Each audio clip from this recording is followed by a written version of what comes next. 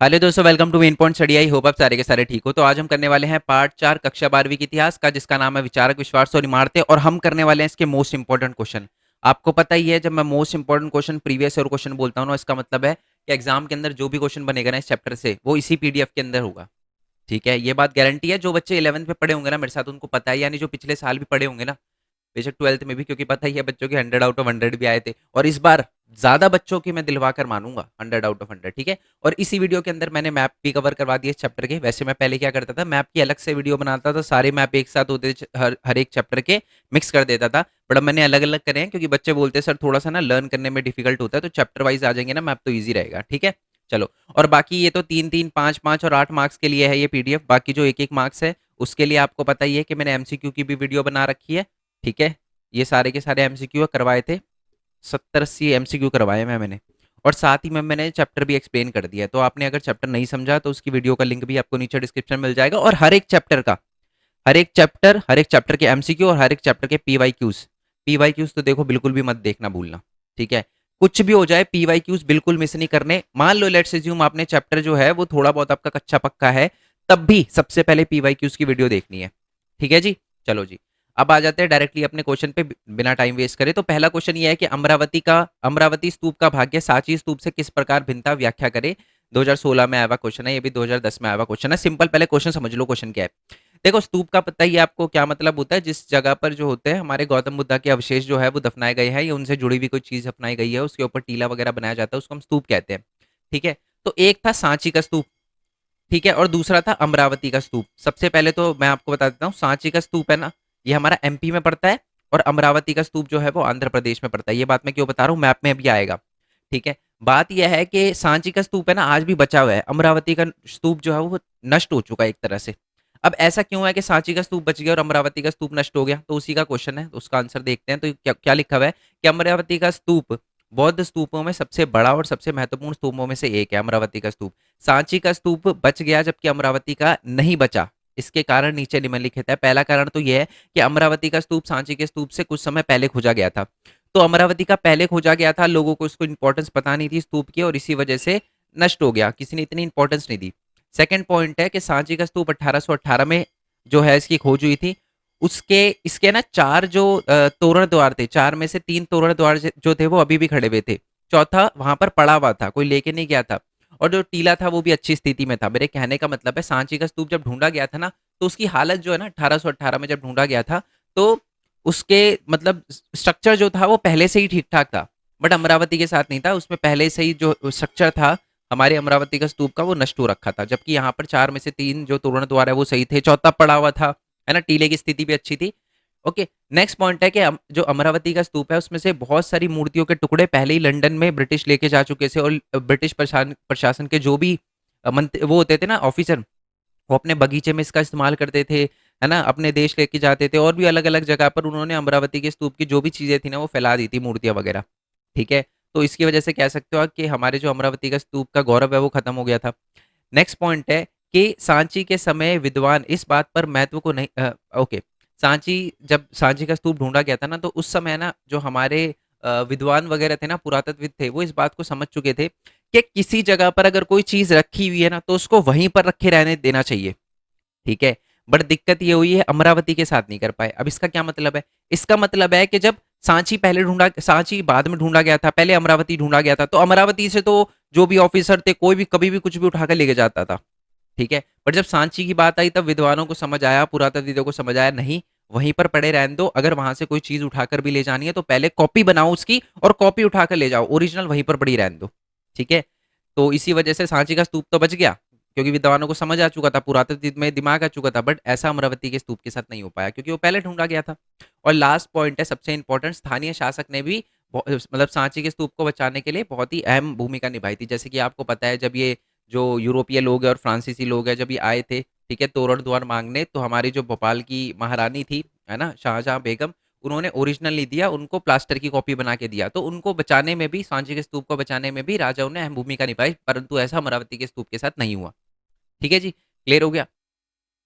और है ना, ये वही बात लिखी हुई है बेसिकली। एक ये है ना, एग्जाम में एक लाइन में आ भी सकता है क्या आपको, कि एक एच एच कॉल थे, बेसिकली ये वो पुरातत्वविद थे जिन्होंने बेसिकली ये बात बोली थी कि है ना, कभी भी कोई चीज़ अगर वहाँ कहीं पर रखी हुई है ना, उसको वहीं पर रखे रहने देना चाहिए। अगर लेके जब भी जाना है ना, तो ओरिजिनल चीज़ नहीं, उसकी कॉपी लेके जानी चाहिए। ठीक है, इन्होंने यही बोला कि जो हमारे साथ ये ब्रिटिश ने किया है ना, कि हमारी प्राचीन और चीज़ें जो है वो लेकर गए देश की, ये सबसे बुरी चीज़ है। यही वो लाइन लिखी हुई है। ठीक है जी। चलो जी, और है ना, जिस फॉर्मेट में मैंने आंसर लिखा है ना, उसी फॉर्मेट में लिखना कृपया करके, क्योंकि मेरा मोटिव पता है। देखो बात क्या होती है, कोई क्वेश्चन बच्चे को आता है, ये क्वेश्चन बड़ा सिंपल है, बहुत इंपॉर्टेंट भी है, बहुत सिंपल भी है। बट एग्जाम में क्या है, 5 नंबर में क्वेश्चन आता है, बच्चे को मिलते हैं 3, 3.5, मैक्सिमम 4 मिल जाते हैं, 4.5 मिल जाते हैं, आधा नंबर फिर भी कटता है। क्यों? क्योंकि बच्चे का आंसर फॉर्मेशन अच्छा नहीं होता। मैं चाहता तो सिर्फ क्वेश्चन क्वेश्चन लिख देता और ऐसी मुंह जबानी सारे आंसर समझा देता। आंसर लिखने का मोटिव यही है कि आपको पता होना चाहिए आंसर किस तरीके से लिखना है। बहुत मेहनत करके आंसर लिखें, ताकि बच्चा बिल्कुल डिट्टो चेप के आए और 5 में से 5 लेकर आए। ठीक है, नेक्स्ट वाले क्वेश्चन पे आते हैं। नेक्स्ट वाला क्वेश्चन ये है कि भोपाल की जो बेगमें थी, बेगमों ने सांची के स्तूप के संरक्षण में क्या योगदान दिया? 3 बिंदु द्वारा स्पष्ट करें। आपको पता है, मैंने अभी अभी बताया कि सांची के स्तूप को बचाने में जो हमारी शाहजहाँ बेगम थी वहाँ की, उनका बहुत बड़ा रोल था। क्या क्या किया उन्होंने, उसी के बारे में क्वेश्चन है। तो ये डायरेक्टली मैंने नोट्स में ही समझाया था जब मैंने वीडियो बनाई थी चैप्टर की। नहीं देखी तो नीचे डिस्क्रिप्शन में लिंक मिल जाएगा। क्या है कि 19वीं सदी में यूरोपीय और फ्रांसीसी जो है वो सांची के स्तूप को लेकर बहुत ही दिलचस्पी जता रहे थे। और है ना, वो तोरण द्वार लेने आए थे देश के अंदर। वो चाहते थे कि अपने देश में तोरण द्वार ले जाए, परंतु शाहजहाँ बेगम जो मतलब उस समय की बेगम थी, महारानी थी भोपाल की, उन्होंने बेसिकली ये बोला कि हम आपको ओरिजिनल तो नहीं दे सकते, प्लास्टर की कॉपी दे सकते हैं। और बेसिकली इन्हीं की वजह से आप कह सकते हो कि तोरण द्वार जो है ना, वो देश से बाहर नहीं गया, वहीं पे ही रहा, क्योंकि इन्होंने मना कर दिया था उनको देने से, कॉपी दे दी और वो कॉपी में खुश भी हो गए। तो ये तो पहला उनका इंपॉर्टेंट रोल रहा। दूसरा है कि शाहजहाँ बेगम और उनकी उत्तराधिकारी, जिनका नाम था सुल्ताना जहाँ बेगम, ने सांची स्तूप के रख रखाव के लिए धन का अनुदान भी दिया था, डोनेशन वगैरह भी दिए थे सांची स्तूप को रख रखाव के लिए। साथ में उन्होंने क्या किया था, सांची स्तूप के पास ही एक संग्रहालय भी बनाया था और एक अतिथिशाला भी बनवाया था, उसका उसके लिए भी उन्होंने अनुदान दिया था। और लास्ट है कि जॉन मार्शल ने एक बुक लिखी थी सांची के स्तूप के ऊपर, तो उसको भी आप कह सकते हो पब्लिश करने के लिए पैसे वगैरह, अनुदान वगैरह उन्होंने दिया था। ठीक है। चलो, बहुत इंपॉर्टेंट क्वेश्चन है ये। नेक्स्ट क्वेश्चन है आपका कि, अच्छा एक और बात, अगर आपको इसका आंसर पता है तो नीचे कमेंट बॉक्स में बताना, मजा आ जाएगा। आपको पता है, अगर ये मैं बता रहा हूँ आपको, अगर इस क्वेश्चन का आपने आंसर दे दिया ना, वैसे मैंने एमसीक्यू की वीडियो में क्वेश्चन करवाया था, अब जो मैं पूछने वाला हूँ, अगर आपने इसका आंसर दे दिया, मैं गारंटी बता रहा हूँ, इस चैप्टर के अंदर से आपका आधा नंबर भी नहीं कटेगा, अगर आपने इस क्वेश्चन का आंसर दे दिया। और अगर नहीं दे पाई तो एमसीक्यू की वीडियो देखना मत भूलना। शाहजहाँ बेगम जो भोपाल की महारानी थी, उन्होंने अपनी एक आत्मकथा लिखी थी, उन पे बुक लिखी गई थी, उस बुक का नाम क्या था? बता दिया ना, मैं मान जाऊंगा आपको। ठीक है जी। और अगर किसी ने बता दिया तो कॉन्फिडेंट हो जाओ भाई, बातचीत तुम्हारी महंगी है, सिस्टम है मतलब तुम्हारा, बात ये है, समझ रहे हो ना? अगर आपने इसका आंसर बता दिया तो ठीक है, डरने की जरूरत नहीं रहेगी फिर आपको, कि ये समझना चैप्टर कंप्लीट ही है। नेक्स्ट वाले क्वेश्चन पे आते हैं, हीन और महान यान के बीच में अंतर बताइए। ये भी मैंने नोट्स में समझा दिया था, और मैंने आपको बोला भी था कि नोट्स में जो लिखा हुआ है ना, वही मैं क्वेश्चन आंसर के उसमें भी लिखूंगा। क्या है, पहले तो हीन यान क्या होता है मैं बता देता हूँ। बौद्ध की जो पुरानी परंपराएं थी ना, उसको हम हीन यान कहते हैं, नई परंपराओं को हम महायान कहते हैं। पुरानी परंपराओं में बौद्ध को भगवान नहीं, इंसान ही माना जाता था, सिद्ध पुरुष माना जाता था, जबकि महायान में बौद्ध को एक भगवान, सर्वशक्तिमान भगवान के रूप में पूजा जाता था। तो यही बात लिखी हुई है, हीनयान में बुद्ध को मनुष्य के रूप में माना जाता था, जबकि महायान में बुद्ध को सर्वज्ञ, सर्वशक्तिमान, करुणामयी देवता के रूप में पूजा जाता था। हीनयान में प्रत्येक व्यक्ति को स्वयं का उद्धार करना होता था, मतलब माना जाता था आपको मुक्ति सिर्फ आप खुद दिलवा सकते हो, जबकि महायान में समस्त प्राणियों के उद्धार करने का लक्ष्य होता था, सबका उद्धार करना है, ये मोटिव होता था। ठीक है। हीनयान में सिर्फ खुद का एक तरह से उद्धार करना होता था, और इसमें सारे प्राणियों का। नेक्स्ट है, हीनयान में मूर्ति पूजा वर्जित थी। हीनयान में क्योंकि इंसान मानते थे हम गौतम बुद्धा को, तो मूर्ति पूजा नहीं कर सकते थे। परंतु महायान में क्या है कि गौतम बुद्धा की मूर्ति से पूजा जाता है। नेक्स्ट है कि हीनयान पुरानी चिंतन परंपराओं पर चलती है, महायान नई चिंतन परंपराओं पर चलती है। वही मैं आपको बता चुका हूँ, पुरानी और नई सोच का। ठीक है। नेक्स्ट वाले क्वेश्चन पे आते हैं। नेक्स्ट वाला क्वेश्चन है हमारा कि ईसा पूर्व प्रथम सहस्राब्दी के काल विश्व इतिहास में एक महत्वपूर्ण मोड़ माना जाता है। इंपॉर्टेंट क्वेश्चन है, नोट्स में लिख दिया था। क्वेश्चन क्या है सुनो। इसका मतलब यह है कि ईसा मसीह के जन्म से 1000 साल पहले, यानी इस टाइम पीरियड को, सहस्राब्दी वाले टाइम पीरियड को सबसे ज़्यादा इंपॉर्टेंट माना जाता है। क्यों? तो सबसे पहले तो इस टाइम पीरियड को इसलिए इंपॉर्टेंट माना जाता है क्योंकि इसी टाइम पीरियड के बीच में दुनिया में जो भी बहुत बड़े बड़े चिंतक थे ना, उनका जन्म हुआ। जैसे कि ईरान में जरस्तु, ठीक है, और हमारे चीन में खुंग्सकी, यूनान में हमारे सुकरात, प्लूटो, अरस्तु का जन्म हुआ था। भारत में हमारे भगवान महावीर, भगवान बुद्ध, इन सब का चिंतकों का जन्म हुआ था। ठीक है, नेक्स्ट पॉइंट है। अब मैंने ना, चलो नेक्स्ट वाले पॉइंट पे आते हैं। पहले इस समय गंगा घाटी में नए नए राज्य और शहर उभर रहे थे और सामाजिक एवं आर्थिक जीवन में कई तरह के बदलाव आ रहे थे, इसलिए भी इस काल को महत्वपूर्ण माना जाता है। ठीक है जी, आई होप ये बात आपको समझ आ गई हो। बाकी देखो, इसके जो नोट्स हैं वो आपको पता है कि या तो हमारी वेबसाइट पे मिल जाएंगे। अभी मैंने नोट्स अपलोड नहीं करे हैं, ठीक है, आपके एग्जाम तक कर दूंगा। तो ये नोट्स है ना, हमारी वेबसाइट पे मिल जाएंगे www.mainpointstudy.in। सीधा लिखोगे ना गूगल पे जाके mainpointstudy.in, आपके सामने वेबसाइट आ जाएगी। नीचे जाओगे, क्लास 12 जैसे मैंने बोला अभी तक अपलोड नहीं करे, क्लिक करूंगा तो अभी नहीं आएगा, बट आप चेक कर लेना, क्योंकि क्या पता जब ये वीडियो आप देख रहे हो तब तक अपलोड हो चुकी हो। ओके, और अगर ना मिले तो आप टेलीग्राम चैनल ज्वाइन कर लेना। ठीक है, टेलीग्राम पे जाकर लिखोगे ना, मैं दिखा देता हूँ आपको। हम्म, हाँ, इसके नीचे होगा बिल्कुल लास्ट में। हाँ, ये रहा। टेलीग्राम पे जाके जैसे ही लिखोगे ना, main point study 12th arts, तो हमारा 12th का टेलीग्राम चैनल है, इसे ज्वाइन करो। वैसे भी इसमें ऑलमोस्ट 1700 बच्चे होने वाले यहाँ पर पहले से ही है। यहाँ पर मैं लिंक वगैरह दे देता हूँ, नोट्स वगैरह, ये पीडीएफ वगैरह सारी की सारी चीज़ें दे देता हूँ। तो इसको आप ज्वाइन कर लेना। ठीक है, और जैसे कि आपको पता है कि मैं टेलीग्राम पे नहीं, मैं वेबसाइट पे ही देने का ट्राई करूँगा। और आपको पता है कि वेबसाइट जो है मैंने खुद बनाई है, और है ना, इसकी सर्वर की कॉस्ट है, दिक्कत ये है। ठीक है, आपको देखो, जितने भी बाकी मिलेंगे यूट्यूबर, पहले तो मैं ऐसा नहीं बोल रहा कि सारे बेस्ट हैं, पहली बात तो ये है। ठीक है, बट वो अपने नोट्स सेल भी करते हैं। ठीक है, आपने ना मेन पॉइंट स्टडी पे एक बात देखी होगी, मैंने कभी भी अपने नोट्स पे कोई प्राइस टैग नहीं लगाया। मैंने कभी आपको नहीं कहा कि जी मेरे को 70 रुपये दो, 1000 रुपये दो, 2000 दो। बहुत सारे लोगों के कोर्स होते हैं, वो कोर्स बेच के पैसे कमाते हैं। मेरे पास भी ऑफर आते हैं मेरे पास तो ऐसे ऑफर आते हैं जो सिर्फ ये कहते हैं आप अपने नोट्स दे दो हैंड रिटन, है ना। तो आते हैं ऐसे ऑफर, बट मैं एक्सेप्ट नहीं करता। मैं क्यों नहीं करता? क्योंकि मैंने नोट्स बच्चों के लिए बनाए हैं, और वो क्या कहते हैं, प्राइस टैग लगा देंगे। और प्राइस टैग लगा देंगे, मान लो मेरे नोट्स बनाए हुए हो 1000 रुपये के बेचे, 2000 के बेचे किसी एक बच्चे को, तो ये सही नहीं लगता मेरे को। मैंने बच्चों के लिए बनाए हैं और बच्चों के पास ही नहीं पहुंच पाए तो क्या फ़ायदा। तो इसलिए मैंने कभी किसी से कोई पैसे नहीं लिए।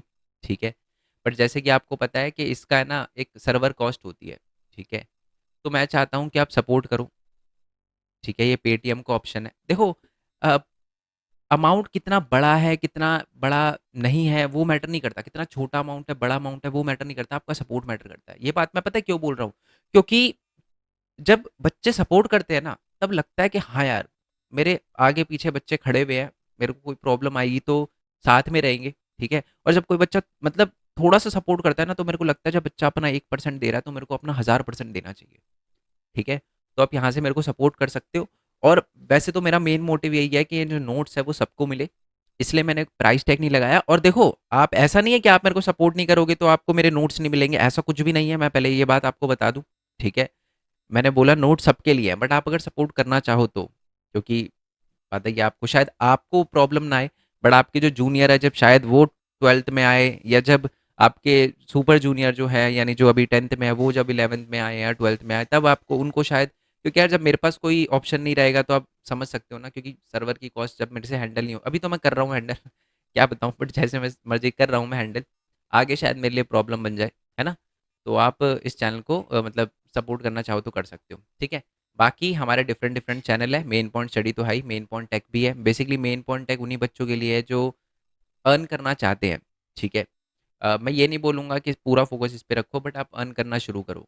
ठीक है, इसमें मैंने बहुत सारी वीडियो बनाई है, बताया आपको कि आप यूट्यूब से कैसे अर्न कर सकते हो, मेरी यूट्यूब की अर्निंग क्या है ना। आप दूसरे की वीडियो कॉपी करके कैसे अर्न कर सकते हो, मैं कैसे पढ़ाता हूँ, कुछ बच्चे होंगे ना जो पढ़ाना चाहते हैं, उनके लिए भी मैंने वीडियो बनाई है। ठीक है, साथ में मैंने ये भी बताया मैंने जोमेटो से कैसे अर्न किए, मतलब डिलीवरी नहीं करी, और वो भी 1 घंटे में अर्न किए पता चल जाएगा आपको। ये वेबसाइट है, वेबसाइट से भी अर्निंग होती है, वो दिख जाएगा आपको, ये वीडियो देख लेना आप, है ना। ये और फ़ोन से एनिमेशन वीडियो बना के कैसे अर्न कर सकते हो, लैपटॉप से एनिमेशन वीडियो कैसे बना सकते हो, वेबसाइट फ्री में कैसे बना सकते हो। ठीक है, तो ये सारी की सारी चीज़ें मैंने यहाँ पर बता रखी है, तो इस चैनल को आप जॉइन कर सकते हो। ठीक है, और भी हमारे दूसरे दूसरे चैनल है, ये भरत कुमार खोरवाल वाला चैनल है, तो इसे आप जॉइन कर लेना, क्योंकि आर्ट्स के लिए मैं बहुत इंपॉर्टेंट चीज़ें यहाँ पर बताता हूँ। मैं ऐसा इसलिए बोल रहा हूँ क्योंकि अ, आर्ट्स के लिए, क्योंकि मैंने बहुत सारी चीज़ें, जैसे मैं गवर्नमेंट जॉब के लिए मतलब प्रिपेयर कर रहा हूँ, तो कौन सी गवर्नमेंट जॉब के लिए प्रिपेयर कर रहा हूँ, कैसे आप जॉइन मतलब जॉब वगैरह के लिए कर सकते हो, ये सारी की सारी चीज़ें बताता हूँ। बाय द वे, ये जो है वो कमल है, इसकी सुप्रीम कोर्ट में जॉब है। इसका भी इंटरव्यू वगैरह लेना रहता है, ये बार बार थोड़े नखरे करता है, क्योंकि इसे लगता है कि कैमरा कॉन्शियस है ना ये, तो इसका भी लेंगे इंटरव्यू, कोई दिक्कत नहीं है। अब आ जाता है डायरेक्टली दोबारा से चैप्टर पे। नोट्स पता है ना, टेलीग्राम चैनल ज्वाइन कर लेना। नेक्स्ट है, जैन धर्म के संस्थापक कौन थे और भारतीय समाज में जैन धर्म का प्रभाव बताइए। ये बहुत ही इंपॉर्टेंट क्वेश्चन है और बच्चे ऐसे क्वेश्चन देख के डर जाते हैं। और ये क्वेश्चन है ना 5 पे भी आ सकता है और सच बताऊं तो 8 नंबर में भी आ सकता है क्वेश्चन। ठीक है। और घुमा फिरा के क्वेश्चन ये भी पूछा जा सकता है कि जैन धर्म की उत्पत्ति, उनकी शिक्षा और उनकी विस्तार की जानकारी दीजिए। मतलब सिंपल है ना, आपसे जैन धर्म के बारे में पूछा गया। अब जैन धर्म के बारे में सबसे पहले तो आप क्या बताओगे कि जैन धर्म के, मैं आपको बता दूं कि क्या लिखा हुआ है कि जैन धर्म के मूल सिद्धांत वर्धमान महावीर के जन्म से पूर्व छठी ईसा पूर्व में प्रचलित थे। पहली बात तो मैं आपको बता दूं, जैन धर्म के जो संस्थापक थे वो थे हमारे ऋषभ देव। ठीक है, ये सुन लो। ऋषभ देव जो थे वो हमारे पहले तीर्थकर थे। तीर्थकर का मतलब क्या होता है, जो जीवन की नैया को पार लगाए उनको तीर्थकर कहा जाता है। और जो हमारे 23वें तीर्थकर थे वो थे पार्श्वनाथ। और उसके बाद जो 24वें तीर्थकर थे वो थे हमारे महावीर, भगवान महावीर, जिनको हम बचपन में वर्धमान कहा करते थे। ठीक है जी, ये तो थोड़ा डिस्क्रिप्शन हो गया हमारे जैन धर्म के बारे में। और मैं आपको तीर्थकर भी बता चुका हूँ और ये भी बता चुका हूँ कि तीर्थकर का मतलब क्या होता है। पुरुष ओके हाँ, तीर्थकर वही होता है, यानी वह पुरुष जो पुरुष और महिला के जीवन की नदी के पार लगाए। ठीक है, चलो अब थोड़ा सा और देखते हैं। हमने ये वाला क्वेश्चन देखा था ना कि उनका हमारी जीवन पे, पहले तो उनकी शिक्षाएं देख लेते हैं। ये बेसिकली हमारे जैन धर्म के 4 व्रत हैं। क्या क्या? हत्या ना करना, चोरी ना करना, झूठ ना बोलना, ब्रह्मचर्य का पालन करना और धन संग्रह मत करना। धन संग्रह मतलब पैसे इकट्ठे मत करना। वैसे जैन बहुत अमीर होते हैं। ठीक है, तो बता रहा हूँ। जैसे ऐसे मेरा एक दोस्त है जैन, अधीश जैन नाम है उसका। अंधा पैसा है उसके पास भाई, अंधा पैसा है। ऑल दो बहुत सिंपल जीवन है। बताओ, टेप लगा हुआ फ़ोन यूज़ करता है, जबकि उसका महीने का टर्नओवर बता दिया तो फिर हक्के बक्के छूट गए मेरे खुद। बट टेप लगा हुआ फ़ोन यूज़ करता है। बहुत ही सिंपल लाइफ है ना। तो ये बात तो है भाई। चलो, तो ये आ गया। नेक्स्ट है कि अब जैन धर्म से हमें क्या क्या सीखने को मिलता है। पहले तो ये देखेंगे हम, ये 3 पॉइंट लास्ट के लिखे हुए, जैन धर्म से हमें क्या क्या सीखने को मिलता है। फिर ये वाला उनका विस्तार का भी है। बट पहले ये देखते हैं, जैन मान्यताओं के अनुसार जन्म और पुनर्जन्म के चक्र कर्मा पर निर्धारित होते हैं। ठीक है, ये भी चीज़ है ना हमारे भारत में बहुत ज़्यादा, एक तरह से हमें भारत समाज में आ गई है। ठीक है, आपने देखा होगा कि हम कभी भी कुछ करते हैं ना, तो ये चीज़ का ध्यान रखते हैं यार, किसी के साथ कुछ गलत ना करें। क्योंकि हमारे हमारे भारत में एक ये चीज़ आपने देखी होगी कि लोग बोलते हैं कि घूम फिर के सब कुछ आपके पास आएगा। आप दूसरे के साथ गलत करोगे, आपके साथ गलत होगा। आज आज गलत ना हो, अगले जन्म में आपके साथ गलत होगा। है ना, ये सुनी होगी आपने बात। तो बेसिकली ये जो चीज़ है, आप कह सकते हो कि जैन धर्म से भी आई है हमारे में। क्योंकि उसमें भी, वैसे तो हमारे भारत में जितने भी धर्म है, जैसे कि हिंदू हो गए, सिख हो गए, है ना, एक पुनर्जन्म का एक वो कॉन्सेप्ट है, बुद्धिज्म हो गए, है ना। तो एक तरह से आप कह सकते हो जो चक्र है जीवन का, पुनर्जन्म का। ठीक है, हम कर्मा पे विश्वास रखते हैं, तो ये चीज़ हमने मतलब अडॉप्ट करी है जैन धर्म से। नेक्स्ट है कि इंसानों, जीव जंतुओं, पेड़ पौधों, कीड़े मकोड़ों को ना मारना और जैन दर्शन का केंद्र बिंदु है। आपको पता है, ये भी चीज़ हमने अडॉप्ट करी है। हम किसी के साथ हिंसा नहीं करते, है ना। आपने देखा होगा इंडिया में ज़्यादातर लोग वेजिटेरियन है, इसी वजह से कि जी नुकसान नहीं पहुंचाते किसी को, है ना। नेक्स्ट है कि धीरे धीरे, और ये भारत के हिस्सों में कैसे, भारत के हिस्सों में पहले एक जगह पर था, फिर ये पूरे भारत में फैलते गए, है ना। और जैन धर्म के बहुत सारे जो हमारे बुक्स हैं, साहित्य हैं, वो हमें संस्कृत, प्राकृत और तमिल भाषा में भी देखने के लिए मिलते हैं। ठीक है जी, चलो नेक्स्ट क्वेश्चन पे आते हैं। और बहुत ही ज़्यादा इंपॉर्टेंट क्वेश्चन है ये। क्वेश्चन क्या है कि बौद्ध धर्म में जो भिक्षु और भिक्षुआइन होते हैं ना, है ना, उन वो नियम का पालन कैसे करते हैं, क्या-क्या नियम का पालन करना पड़ता है उनको, और बौद्ध संघों में आंतरिक कार्यप्रणाली कैसे चलती है। ठीक है, बेसिकली घुमा फिरा के देखो यही क्वेश्चन पूछा गया है। आपको लग रहा होगा कितने अलग-अलग क्वेश्चन है सर, यहाँ पर लिखो बौद्ध धर्म के संगठन और नियमों को के ऊपर प्रकाश डाले, भिक्षु और भिक्षुआइन के नियम का पालन कैसे करते हैं उसके बारे में बताइए, आंतरिक कार्य। बट एक्चुअल में तीनों का आंसर ऑलमोस्ट सेम है। ऑलमोस्ट सेम यानी एक-एक, दो-दो लाइन आपको थोड़ा-सा स्टार्टिंग में बदलनी पड़ेगी। जैसे कि मान लो ये भिक्षु और भिक्षुआइन का पूछा है, तो आपको पहले बताना पड़ेगा बौद्ध संघ में जो भिक्षु और भिक्षुआइन है उनको कई नियमों का पालन करना पड़ता था, और जो उनके नियम है वो नीचे निम्नलिखित है, फिर स्टार्ट कर देना, है ना। बौद्ध संघों की आंतरिक प्रणाली का उल्लेख करें, सबसे पहले आपको बताना है कि जो बेसिकली जो लोग बौद्ध धर्म के अनुयायी थे उन्होंने अपना संघ बनाया, संघ की स्थापना करी, वो धम्म के शिक्षक बन गए। ठीक है, और उनकी कार्यप्रणाली निम्नलिखित बिंदु से चलती थी, फिर वही उनका जीवन कैसे जीते थे वो, है ना। तो ये स्टार्टिंग की लाइन अलग है बट बाकी सब सेम है। चलो अब पढ़ते हैं कि बौद्ध के अनुयायी ने संघ की स्थापना करी।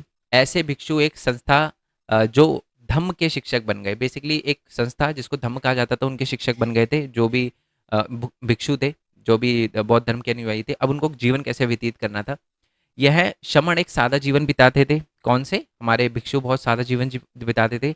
उनके पास जीवन यापन करने के लिए अत्यावश्यक चीज़ों के अलावा कुछ नहीं था। मतलब एक कटोरा हुआ करता था, जैसे कि एक दिन में दिन में एक बार उपासकों से भोजन दान पाने के लिए कटोरा रखते थे अपने पास, ठीक है?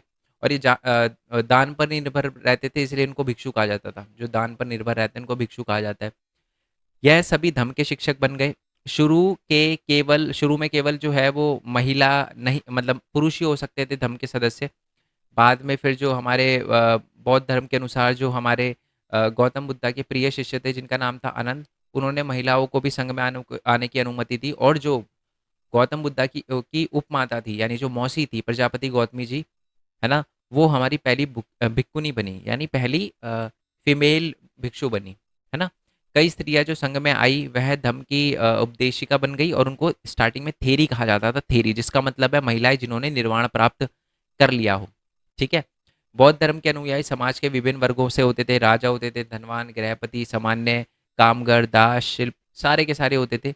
वह एक साथ मठों में रहते थे। मठों में रहने वाले सभी लोग को बराबर माना जाता था। एक बार संघ में आने के बाद सभी को बराबर माना जाता था, क्योंकि भिक्षु और भिक्षुआइन बनने पर उन्हें अपनी पुरानी पहचान त्यागनी पड़ती थी। कोई राजा है, कोई रंक है, कोई धनवान है, कोई गृहपति है, इन सबको अपनी जो पुरानी जिंदगी थी वो त्यागनी पड़ती थी एक बार जब वो भिक्षु बन जाते थे तो, ठीक है।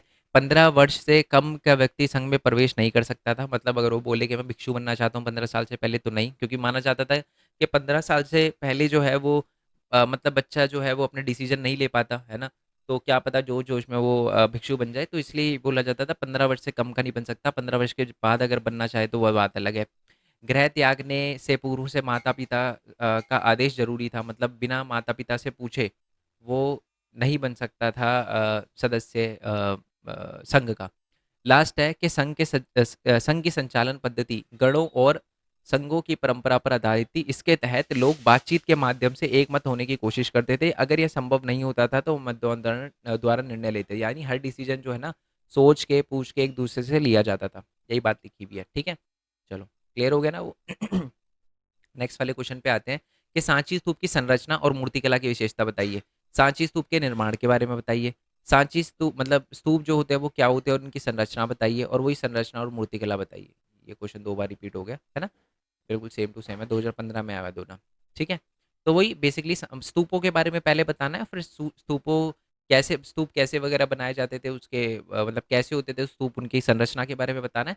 फिर उनके है ना ऊपर एक छोटा सा क्वेश्चन और है कि मूर्तियों की विशेषता बतानी है। मूर्तियों के बारे में बताऊंगा, पहले तो स्तूप क्या होते हैं और उनकी संरचना देख लेते हैं। बौद्ध धर्म से जुड़े अवशेष जैसे कि अस्थियां और उनके द्वारा प्रयुक्त वस्तुओं को गाड़कर इन्हें सुरक्षित करने के लिए एक टीलानुमा निर्माण किया जाता था। इसे स्तूप कहते थे। यानी बौद्ध धर्म से जुड़े हुए या गौतम बुद्धा से जुड़ी हुई कोई भी चीज़ होती थी ना, उसे ज़मीन के अंदर गाड़ा जाता था, उस पे ऐसे बनाया जाता था, उसी को हम स्तूप कहते थे, ठीक है।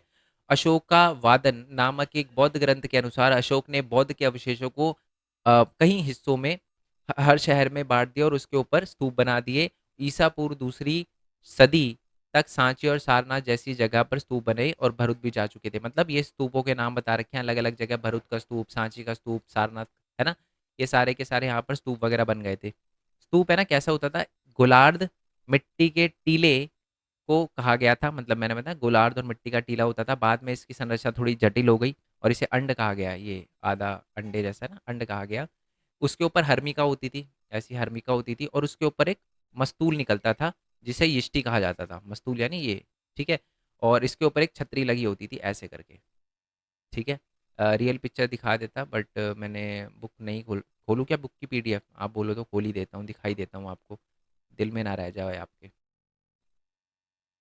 ठीक है। जल्दी से दिखा देता हूँ आपको, ये रहा जी, ठीक है।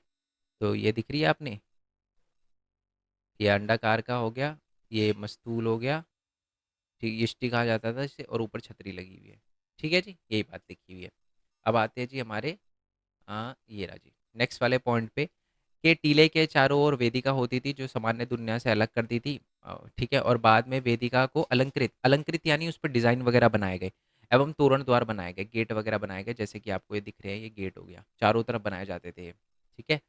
जैसे आपको पता है कि हमारा सांची में भी चार थे ना, एक गिरा हुआ पड़ा था, स्तूप के टीले पर भी नक्काशी एवं अलंकार किए गए थे, कि स्तूप के जो टीले होते थे ऊपर की तरफ, वहाँ पर भी डिज़ाइन वगैरह किए गए थे, ये लिखा हुआ है। नेक्स्ट पॉइंट क्या लिखा हुआ है कि स्तूप की वेदिका और स्तंभों पर मिले अभिलेखों से इन्हें बनाने और सजाने वाले व्यक्तियों का पता चलता है जिन्होंने दान वगैरह दिए थे। मतलब बेसिकली यहाँ पर लोगों के नाम वगैरह भी लिखे थे। और आपको अभी पता चलेगा कि जो राजा सतवानास थे, सतवानास वंश के राजा जो थे, उन्होंने भी दान वगैरह दिया था। शिल्पकारों ने भी, व्यापारियों के जो श्रेणियाँ होती थी, उन्होंने भी कई दान दिए थे। और हमारे सांची के स्तूप पे एक तोरण द्वार में हाथी दांत का हिस्सा था, वहाँ पर भी शिल्पकारों के नाम वगैरह लिखे हुए थे जिन्होंने दान वगैरह दिए थे। ठीक है, तो दान से ही बनता था। क्वेश्चन यही पूछा गया था ना एक ऊपर, कि कैसे बनाया गया था, है ना, निर्माण कैसे और क्यों किया गया था। बेसिकली बौद्ध धर्म से जुड़ी हुई जो भी चीज़ें होती उनको संरक्षित रखने के लिए स्तूपों का निर्माण किया गया था। और क्यों किया गया था और कैसे किया गया था, कैसे तो बता ही दिया मैंने, पूरा डिज़ाइन बताना आपको। और किन पैसों से किया गया था ये भी देख लिया हमने। आगे क्या लिख कर है, सैकड़ों महिला और पुरुष ने भी दान दिया था, उनके अभिलेखों पर नाम लिखे थे। कभी-कभी वो अपने गाँव का नाम लिखवाते थे, कभी अपना पेशा लिखवाते थे, रिश्तेदार का नाम भी लिखवाते थे। इन इमारतों पर भिक्खु और भिक्षुआइन, यानी भिक्षु और भिक्षुआइन जो होते थे, भिक्खु और भिक्षुआइन भी दान दिया करते थे। ठीक है, मतलब अपने अब ऑब्वियसली कोई राजा है, वो भिक्षु बन रहा है, तो वो क्या करता था, अपनी चीज़ें जो होती थी वो दान देता था, है ना? चलो, नेक्स्ट क्वेश्चन पे आते हैं, और ये बहुत इंपॉर्टेंट क्वेश्चन है। और ऐसे क्वेश्चन ऐसे होते हैं जहाँ पर बच्चा फँस जाता है। ध्यान से सुनना मेरी बात, क्योंकि ये ऐसा क्वेश्चन है जिसमें आप पक्का फँस जाओगे एग्जाम में अगर आता है। क्या लिखा है, पौराणिक हिंदू धर्म का उदय किस प्रकार हुआ, इसकी मुख्य विशेषता बताइए। सर ये क्वेश्चन तो सर हमने देखा ही नहीं सर, है ना, स्टार्टिंग का तो सर समझ ही नहीं आ रहा। सर पौराणिक हिंदू धर्म का उदय किस प्रकार हुआ, सर ये तो मैंने बुक में देखा ही नहीं। रुक जाओ रुक जाओ रुक जाओ। पहली बात तो ये क्वेश्चन बनता है 5 नंबर का या 8 नंबर का भी बन सकता है। ठीक है, अब है ना क्वेश्चन का आप जो नेक्स्ट हाफ है उसे देखो, इसकी प्रमुख विशेषता बताइए। सर हाँ सर, हिंदू धर्म की विशेषता देखी थी सर, इसमें मुक्तिदाता होते हैं, है ना, जो वैष्णव होते हैं, जो हमारे शैव होते हैं सर, भक्ति परंपरा होती है ना। और हमने ये भी देखा था कि मंदिर वगैरह बनाए जाते थे, पहले नॉर्मल होते थे, फिर बड़े मंदिर बनाए जाते थे। फिर सर हमने देखा था कि जो हमारे विष्णु थे उनकी भी मूर्तियाँ होती थी, उनके अलग अलग वो होते रूप होते थे, है ना। उनके मुक्तिदाता थे वो, है ना, जो अवतार थे, 10 अवतार थे, और लास्ट जो अवतार थे वो हमारे गौतम बुद्धा थे। और भी बहुत सारी चीज़ें पढ़ी है सर। तो बेसिकली यही तो चीज़ है। अब मेरे कहने का मतलब क्या है, मतलब क्या है कि आप है ना कभी भी ऐसे मत करो कि यार पूरा क्वेश्चन आना चाहिए तभी मैं इसका आंसर लिखूंगा, नहीं। एग्जाम में आपको क्या होता है कभी, क्योंकि यार देखो सिंपल सीधी बात है, ये हिस्ट्री है, ठीक है। तो आपको ना क्वेश्चन पढ़ के डर सा लग सकता है, टेंशन नहीं लेनी आपको, ना इससे ही इस पे ही फोकस रखना है, जरूरी नहीं है कि आप इस पे ही रखो। बट हिंदू धर्म के बारे में अब थोड़ा बहुत स्टार्टिंग करनी है, ये समझ लो कि ये है ना, यहाँ से आपको ये पता चल गया कि स्टार्टिंग कैसे करनी है, और यहाँ से ये पता चल गया कि लिखना क्या है। अब मेरे कहने का मतलब क्या, वो तब समझोगे जब मैं आंसर पढ़ना शुरू करूंगा। देखो, पहले तो हम हिंदू धर्म से कोरिलेट करेंगे। मुक्तिदाता की कल्पना केवल बौद्ध धर्म तक ही सीमित नहीं थी, एक अलग ढंग का विश्वास उन परंपराओं में भी विकसित हो रहा था जिसे आज हम हिंदू धर्म के नाम से जाना जाता है। कोरिलेट हुआ ना हिंदू धर्म के बारे में, कि मुक्तिदाता सिर्फ बौद्ध धर्म में भी नहीं थे, हिंदू धर्म में भी थे मुक्तिदाता, जैसे अपने गौतम बुद्ध को माना जाता था ना। मुख्य रूप से दो परंपराएं जो थी वो प्रचलित थी, वैष्णव हो गई और शैव हो गई। वैष्णव जो होती है वहां पर विष्णु भगवान को ज्यादा महत्व दिया जाता है, शैव को शिव को परमेश्वर माना जाता है। ठीक है, नेक्स्ट पॉइंट है, इस प्रकार की आराधना में उपासना और ईश्वर के बीच, उपासक और ईश्वर के बीच में एक रिश्ता, प्रेम समर्पण का रिश्ता बनता है, और इसे ही हम भक्ति कहते हैं। भक्ति की डेफिनेशन अलग एग्जाम में भी आ सकती है, याद रखना। और वैष्णववाद में ईश्वर के 10 अवतार थे। वैसे एक आपकी बुक में लिखा हुआ नहीं है, बट एटलीस्ट आपको पता होना चाहिए, क्योंकि नॉलेज होनी चाहिए कौन कौन से 10 अवतार है। पहले तो मत्स्य हो गए, ठीक है। मतलब आप कह सकते हो कि जो परले आने वाली थी, आपने पता नहीं स्टोरी सुनी है, जैसे आपको याद है हमने क्लास 11th में पढ़ा था मेसोपोटामिया के बारे में, है ना। तो वैसी ही कुछ स्टोरी हमारी यहाँ पर भी है। कूर्म हो गए, शीर्ष सागर का मंथन जब हुआ था, कछुए का अवतार लिया था। वराह हो गए, है ना, जिन्होंने पृथ्वी को अपनी उस पे रखा था, क्या कहते हैं, पिक्चर दिखा दूंगा, अ, सींग पे, सींग पे, सींग पे रखा, दिखाऊं क्या पिक्चर, ये रही पिक्चर, ये रही जी। ठीक है, चलो। उसके बाद है नेक्स्ट पिक्चर हमारी नरसिम्हा। वो तो पता ही है आपको, बड़ी तगड़ी स्टोरी है, मैंने एमसीक्यू वाली वीडियो में सुनाई है, पता ही होगा आपको। वामन जो थे, 3 पग भूमि मांगी थी। ओड़म है ना, ओड़म, वो इसी से रिलेटेड है। परशुराम हो गए हमारे, भगवान राम हो गए, भगवान बुद्ध हो गए, कल की अवतार अभी तक आए नहीं है, सॉरी 10वें नहीं है, 9वें है बुद्ध। 10वें अवतार कल की आएंगे, जब कहा जाता है कि मतलब बुराई का सर्वनाश कर देंगे, कलयुग का अंत करेंगे। ठीक है। और चलो अब विशेषताएं देखते हैं हम। विशेषता पूछी थी ना हिंदू धर्म के बारे में, वो पहला कि विश्व रक्षा का काम विष्णु का है। ठीक है, इसलिए वो अब देखो इस पॉइंट को थोड़ा बड़ा भी करना है आपको, ऐसे नहीं कि ये लिख देना कि विश्व रक्षा का काम विष्णु का है। जब जब विश्व के अंदर बुराई का मतलब बुराई ज़्यादा बढ़ जाती है तो विष्णु जो है वो हमारे धरती पर अवतार लेते हैं और बुराइयों को नष्ट करते हैं और उस काल का अंत करते हैं। ठीक है। कई अवतारों को मूर्ति के रूप में दिखाया जाता है। अवतारों के नाम लिख सकते हो आप हमारे 2-3 अवतारों के। नेक्स्ट है शिव के प्रतीक के रूप में, लिंग के रूप में पूजा जाता है। ठीक है, कि शिव को आपको पता है शिवलिंग होते हैं, लिंग को पूजा जाता है। एक छोटी सी बात है ना, मैं आपको बताता हूँ। ठीक है। अब ये वैसे इस चीज़ से अब सुन लो मेरी बात। जैसे आपने सुना होगा लिंग, तो कभी-कभार क्या होता है कि हम इसको गलत तरीके से ले जाते हैं कि लिंग मतलब, है ना? समझ रहे हो ना, कि मेल बॉडी पार्ट। ओके, ध्यान से मेरी बात सुनना।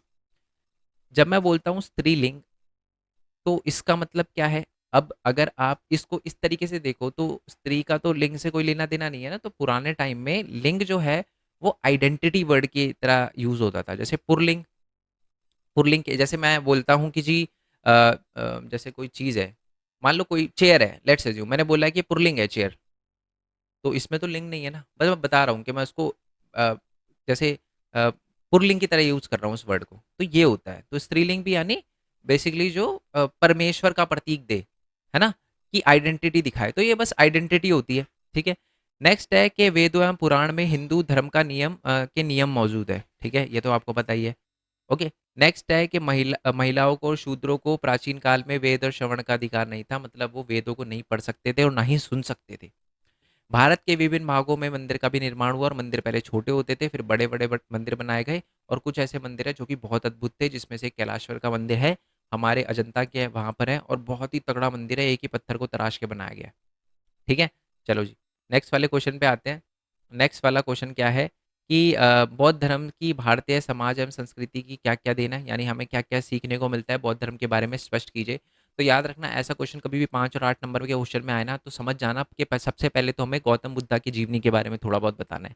ठीक है, उसके बाद आप स्टार्ट करना, क्योंकि ऐसे अगर सीधा शिक्षाएं लिखोगे तो ज़्यादा बड़ा आंसर कर नहीं पाओगे आप।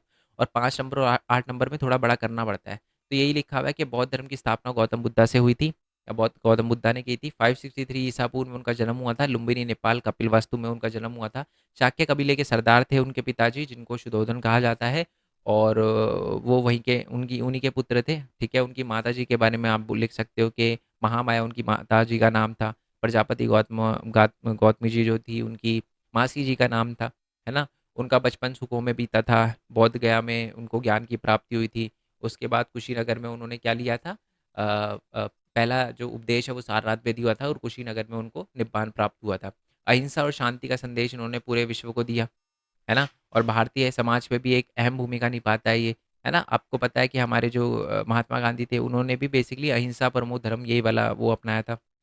नेक्स्ट पॉइंट है कि बुद्ध की शिक्षाओं को सुत्त पिटक में दी गई कहानियों के आधार पर लिखा गया है ना? बौद्ध दर्शन के अनुसार संसार नाश्वर है, दुखों से भरा हुआ है। ठीक है, कभी भी खत्म हो सकता है ना? ये लिखा अभी भी खत्म होने वाला। मध्यम मार्ग अपनाकर संसार के दुखों को हम छुटकारा पा सकते हैं। कहते हैं ना नॉर्मल जीवन जीना चाहिए, दुःख कम होता है। तो ये भी चीज़ हमने गौतम बुद्ध से की, उनसे ही ली है ना? बुद्ध ने सबको निर्देश दिया कि अपना दीपक खुद बनो। आप खुद को मोक्ष दिलवा सकते हो और कोई नहीं दिलवा सकता। ये जो है ये हीनयान की अवधारणा है, हीनयान की सोच है। ठीक है। अष्टांगिक मार्ग यानी मध्यम मार्ग बौद्ध धर्म की शिक्षाओं का सार है, मतलब एक नॉर्मल ज़िंदगी जो है वो एक बौद्ध धर्म की शिक्षाओं का सार है, और जीवन का उद्देश्य मोक्ष की प्राप्ति है। ठीक है, किसी के साथ गलत मत करो, अच्छे कार्य करो, तभी आपको मोक्ष मिलेगा। और मोक्ष जो है वो हमारे जीवन का उद्देश्य है। ठीक है। ये बाकी जो क्वेश्चन है वो हम नेक्स्ट वीडियो में देखेंगे। नेक्स्ट पार्ट जो है उसका लिंक नीचे डिस्क्रिप्शन में दे दूंगा बनाते ही। और बाकी ये मैप है वो भी हम नेक्स्ट वीडियो में कवर करेंगे। ठीक है। वैसे मैं बता बता देता हूँ थोड़ा बहुत आपको, जैसे कि आपको पता है कि कपिल वास्तु लुम्बिनी, यानी जहाँ पर हमारे गौतम बुद्धा का जन्म हुआ था, नेपाल, ये रहा नेपाल में पड़ता है। उसके बाद आपको पता है कि दूसरी सबसे इंपॉर्टेंट जगह जो है वो है जी हमारे स्तूप। सबसे पहला स्तूप जो है वो सांची स्तूप है। ठीक है, बिल्कुल भोपाल के पास पड़ता है। उसके बाद भरूच का स्तूप है, वो भी एमपी में ही पड़ता है। ये दोनों एमपी है, ये पूरा स्टेट जो है ये एमपी है। ठीक है, एमपी में पड़ते हैं बट ये कोने की साइड में। ठीक है। और तीसरा है हमारा अमरावती का स्तूप, जिसके बारे में क्वेश्चन सबसे ज़्यादा पूछा जाता है, वो ये रहा।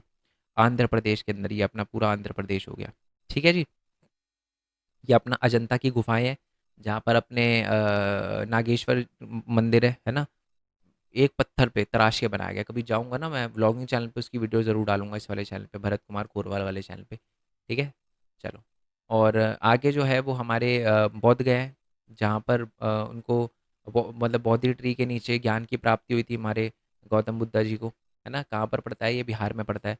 और जो दूसरी जगह है, तीन जगह है, एक तो है सारनाथ, है ना, एक है कुशीनगर, ठीक है। और हाँ, यही दो जगह है, सारनाथ और कुशीनगर।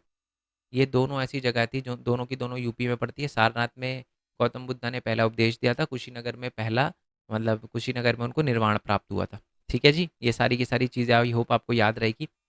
बाकी जो है वो नेक्स्ट क्लास में, जो बीच वाले क्वेश्चन है वो नेक्स्ट क्लास में कवर करेंगे, नहीं तो वीडियो लेंथी बन जाएगी। तो मिलते हैं जी नेक्स्ट वीडियो में, तब तक के लिए थैंक यू सो मच। जय देखो, मैं बता दूं नेक्स्ट क्लास में ही बहुत इंपॉर्टेंट क्वेश्चन है। ये एक नहीं, दो नहीं, चार चार बार आया हुआ क्वेश्चन है। तो ये ऐसे क्वेश्चन भी बहुत इंपॉर्टेंट है, ठीक है। तो ये भी करने हैं। ये देखो, ये भी 2012 में आया हुआ और बहुत ही ज़्यादा इंपॉर्टेंट है। Okay, all India 2012। तो मिलते हैं जी नेक्स्ट वीडियो में, तब तक के लिए थैंक यू सो मच। जय हिंद, जय भारत, वंदे मातरम। Thanks for the support, bye bye.